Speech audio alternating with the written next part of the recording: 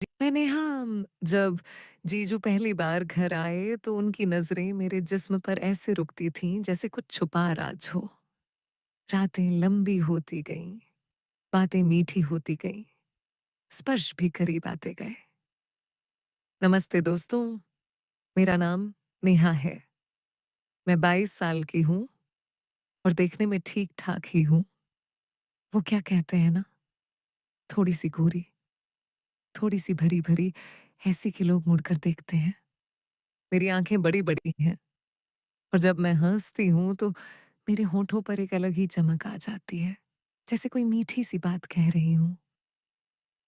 मेरी कमर पतली है, लेकिन कूल्हे थोड़े चौड़े, जो मेरी साड़ी में और भी अच्छे लगते हैं। मैं गाँव के पास वाले छोटे शहर में रहती हूँ। घर में सबके साथ हँसी मज़ाक चलता रहता है। आज मैं आपको अपनी एक कहानी सुनाने वाली हूँ, जो मेरे और मेरी जीजू की है। जी हाँ, जीजू, वो मेरी दीदी के पति। नाम है उनका अमित। अमित जीजू देखने में बहुत स्मार्ट हैं, लंबे-चौड़े, कसरती बदन और वो मुस्कान जो दिल को छू जाती है। कहानी थोड़ी रोमांटिक है, थोड़ी मज़ेदार और हाँ, थोड़ी-सी शरारत भरी भी। सुनते रहना, क्योंकि ये कहानी धीरे-धीरे खुलती जाएगी, जैसे कोई फूल खिलता है। तो बात उस दिन की है जब दीदी की शादी के बाद पहली बार जीजू हमारे घर आए थे। शादी को अभी 2 महीने ही हुए थे और दीदी घर आई हुई थीं कुछ दिनों के लिए।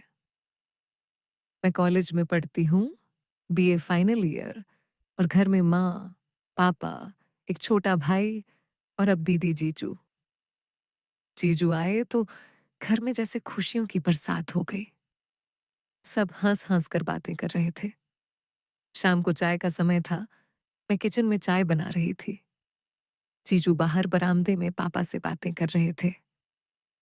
अचानक जीजू अंदर आए, कहने लगे, नेहा, चाय में थोड़ी ज्यादा चीनी डालना, मुझे मीठा पसंद है। मैंने मुस्कुराकर कहा, जी जीजू, डाल दूंगी, लेकिन ज्यादा मीठा तो सेहत के लिए अच्छा नहीं ना। वो हंसे और बोले, अरे कभी कभी मीठा खाना चाहिए, जीवन में स्वाद आता है। उनकी बात में कुछ ऐसा था कि मेरे मन में एक हलचल सी हुई। मैंने सोचा, क्या ये डबल मीनिंग है? लेकिन मैंने मन को समझाया, नहीं नहीं, जीजू ऐसे नहीं है। फिर भी जब मैं चाय लेकर गई तो जीजू की नजरें मेरी तरफ थोड़ी देर रुकी, जैसे कुछ कह रही हूं। रात को डिनर के बाद सब बैठे टीवी देख रहे थे। दीदी थक गई थी, सोने चली गई। मैं और जीजू बरामदे में बैठे बातें कर रहे थे। जीजू ने पूछा, नेहा, कॉलेज कैसा चल रहा है? कोई बॉयफ्रेंड है क्या? मैं शर्मा गई, बोली, नहीं जीजू, मैं पढ़ाई पर फोकस करती हूँ। वो बोले, अच्छा है, लेकिन जीवन में थोड़ा रोमांस भी जरूरी है, वरना सूखा सूखा लगता है। उनकी आंखों में एक चमक थी और मैंने महसूस किया कि वो मेरे करीब बैठ गए हैं। मेरी सांसें तेज हो गईं, लेकिन मैंने खुद को संभाला। हम बातें करते रहे। जीजू ने बताया कि वो जॉब करते हैं शहर में, इंजीनियर हैं। मैंने कहा, जीजू, आप इतने स्मार्ट हैं, दीदी लकी हैं। वो हंसे, बोले, तुम भी कम नहीं हो नेहा, तुम्हारी मुस्कान तो किसी को भी घायल कर दे। रात गहराती गई और हमारी बातें लंबी होती गईं। मैं सोच रही थी, कहीं ये सब कुछ ज्यादा तो नहीं हो रहा। लेकिन जीजू ने कभी कुछ गलत नहीं किया, बस बातें ही थी जो थोड़ी सी मीठी लग रही थी। अगले दिन सुबह मैं उठी तो जीजू पहले से जगे थे। वो घर के पीछे वाले बगीचे में टहल रहे थे। मैं भी वहां चली गई, फूलों को पानी देने। जीजू ने कहा, नेहा, ये गुलाब कितने सुंदर हैं, लेकिन तुम्हारी तरह नहीं। मैंने हंसकर कहा, जीजू, आप भी ना मजाक करते हैं। वो पास आए और एक फूल तोड़कर मेरे बालों में लगा दिया। उनकी उँगलियाँ मेरे बालों को छू गईं और एक झुरझुरी सी दौड़ गई। मैंने सोचा, क्या ये रोमांस की शुरुआत है? लेकिन फिर जीजू बोले, ये फूल तुम्हें सूट करता है, जैसे परिवार की खुशबू। उनकी बातें हमेशा दो तरफ जाती लगतीं, एक तरफ मीठी, दूसरी तरफ घरेलू। हम बगीचे में घूमते रहे। जीजू ने बताया कि उन्हें गार्डनिंग पसंद है और मैंने शेयर किया कि मुझे किताबें पढ़ना अच्छा लगता है। बातों-बातों में समय निकल गया और ब्रेकफास्ट का समय हो गया। दोपहर में घर में सब आराम कर रहे थे। दीदी सो रही थी, पापा बाहर गए थे। मैं अपने कमरे में किताब पढ़ रही थी। जीजू अचानक दरवाजे पर आए, बोले, नेहा, क्या मैं अंदर आ सकता हूँ? थोड़ी बात करनी है। मेरे दिल की धड़कन तेज हो गई। मैंने कहा, हाँ जीजू, आइए। वो अंदर आए, बेड के पास बैठ गए। बोले, नेहा, तुम्हारी दीदी ने बताया कि तुम्हें डांस पसंद है। दिखाओ ना कुछ स्टेप्स। मैं शर्मा गई, लेकिन उठी और थोड़ा सा डांस किया। जीजू ताली बजाते रहे। उनकी नजरें मेरी कमर पर रुकीं, जैसे कुछ सोच रहे हों। मैंने रुककर कहा, बस जीजू, इतना ही। वो बोले, वाह, तुम्हारा मूवमेंट कितना स्मूथ है, जैसे कोई लहर। फिर वो उठे और मेरे कंधे पर हाथ रखकर बोले, तुम बहुत टैलेंटेड हो नेहा। उनका स्पर्श गर्म था और मैंने महसूस किया कि कमरे में एक टेंशन है। लेकिन जीजू ने बस इतना कहा और चले गए। मैं सोचती रही, क्या ये सब कुछ होने वाला है या बस मेरी सोच है? शाम को हम सब मिलकर किचन में डिनर तैयार कर रहे थे। जीजू भी मदद कर रहे थे, सब्जी काट रहे थे, मैं रोटी बेल रही थी। जीजू ने कहा, नेहा, तुम्हारी रोटियां कितनी गोल हैं, परफेक्ट। मैंने मुस्कुराकर कहा, प्रैक्टिस से जीजू। वो बोले, हाँ, कुछ चीजें प्रैक्टिस से और अच्छी हो जाती हैं। उनकी बात में फिर वही डबल मीनिंग लगी। हम हंसते खेलते काम करते रहे। दीदी भी जाग गईं और शामिल हो गईं। लेकिन जीजू की नजरें बार बार मेरी तरफ आ रही थीं। रात को खाना खाने के बाद हम छत पर गए सितारे देखने। जीजू मेरे बगल में बैठे बोले, नेहा, ये सितारे कितने चमकदार हैं, लेकिन तुम्हारी आंखों जितने नहीं। मैंने शर्माते हुए कहा, जीजू, आप भी ना। उनकी उंगली मेरी उंगली से छू गई और एक डीएनल्यू सी दौड़ी। लेकिन वो बस बातें करते रहे, कुछ नहीं किया।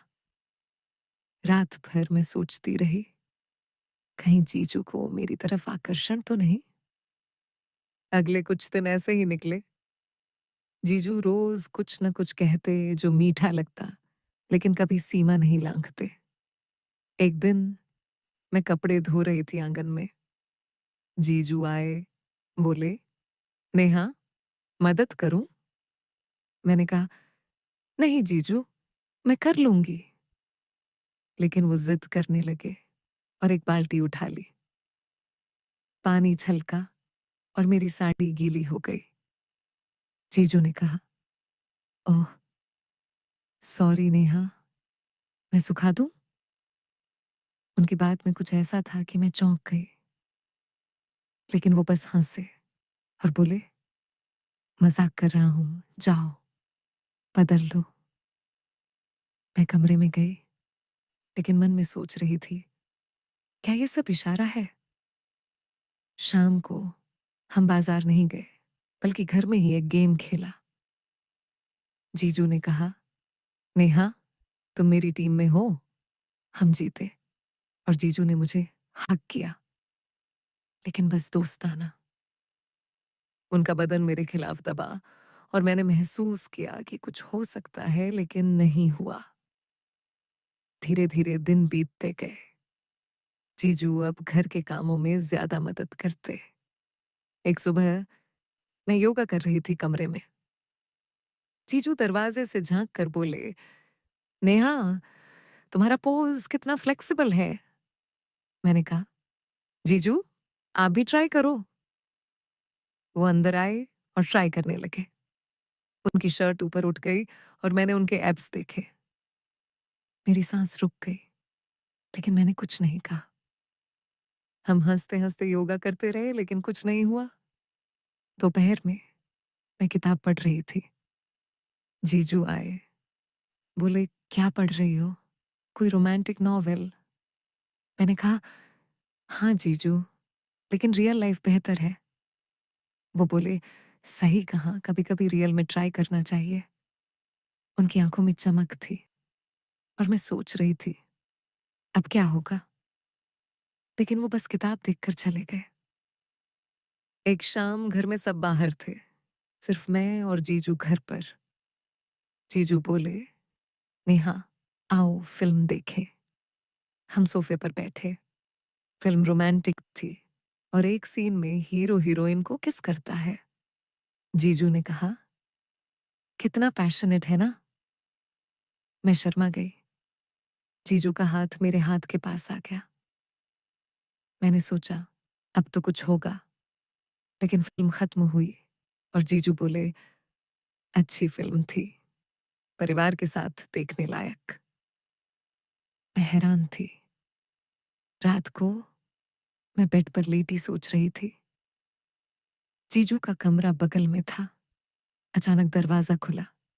जीजू आए, बोले, "नेहा, नींद नहीं आ रही, बात करें?" हम बातें करने लगे। जीजू बेड पर बैठ गए। उनकी उंगलियां मेरे बालों में फंसी। मैंने महसूस किया कि अब सस्पेंस पीक पर है। लेकिन जीजू बोले, "नेहा, तुम मेरी छोटी बहन जैसी हो, लेकिन स्पेशल।" दिन गुजरते रहे। जीजू अब मेरे साथ ज्यादा समय बिताते। एक दिन हम घर के स्टोर रूम में सामान ढूंढ रहे थे। अंधेरा था। जीजू का हाथ मेरी कमर पर लग गया। बोले, "सॉरी नेहा, लेकिन तुम्हारा टच सॉफ्ट है।" मैं चुप रही। हम सामान निकालते रहे, लेकिन मन में तूफान था। शाम को जीजू ने कहा, "नेहा, तुम्हें एक गिफ्ट देना है।" वो एक नेकलेस लाए और खुद पहनाने लगे। उनकी सांसें मेरी गर्दन पर लगी। मैंने सोचा, अब तो लिमिट क्रॉस होगी।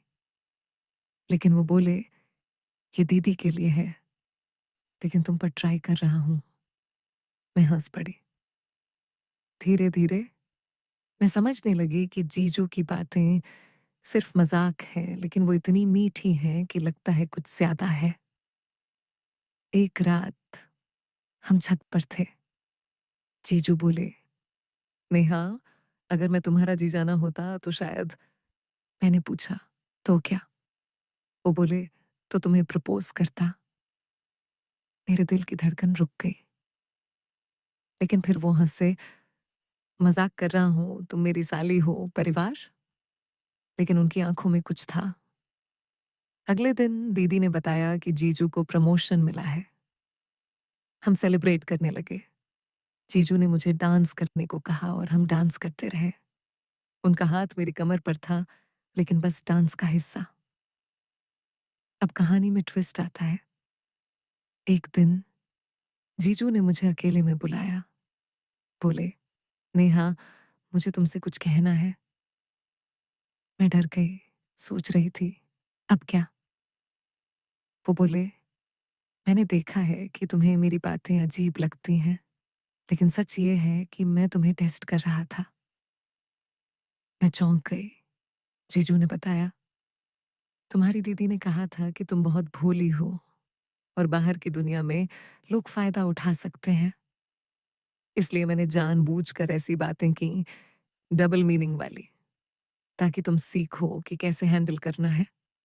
मैं कभी गलत इरादे से नहीं बोला, बस तुम्हें स्ट्रांग बनाना चाहता था।" मैं रो पड़ी, लेकिन खुशी से।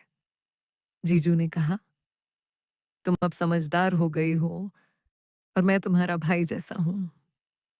और वो दिन से हमारी बॉन्डिंग और मजबूत हो गई। कोई रोमांस नहीं, बस प्यार भरा रिश्ता। लेकिन असल में ये एक सबक वाली कहानी थी।